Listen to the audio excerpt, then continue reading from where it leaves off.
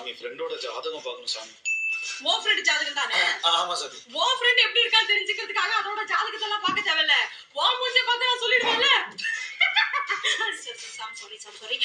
அதாவது உன் ஃப்ரெண்டோட கதை என்ன சொல்லுதுன்னா, அதுவும் உன்ன மாதிரி ஏரியாக்கு 3 பீஸ கரெக்ட் பண்ணி வச்சிருக்கோம். ஆனாலும் அதுக்கு ஒரு வாட்டி கூட கல்யாணம் ஆயிருக்காது. அத வீட்டுல பெருசா வருமானம் எல்லாம் இருக்காது.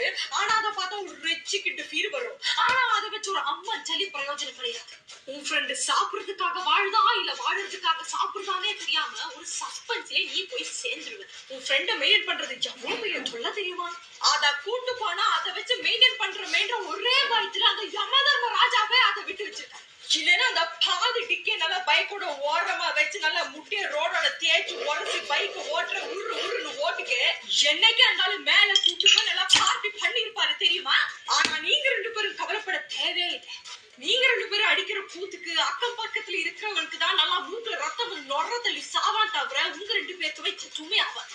ஏன்னா நீங்க 2 பேரும் சேர்ந்து அடிக்கிற இன்னர் ஜோக்ஸை கேட்டு கலக்கல சிரிக்கிற சிரிப்பிலேயே 2 பேரும் நல்லா ஆயுசு ஆரோக்கியமா அமோகமா வாழுவீங்க. சாமி ஃப்ரெண்ட் லைஃப் பெட்டரா ஏதாவது பரிகாரம் கிடையாது, பலகாரம் கிடையாது.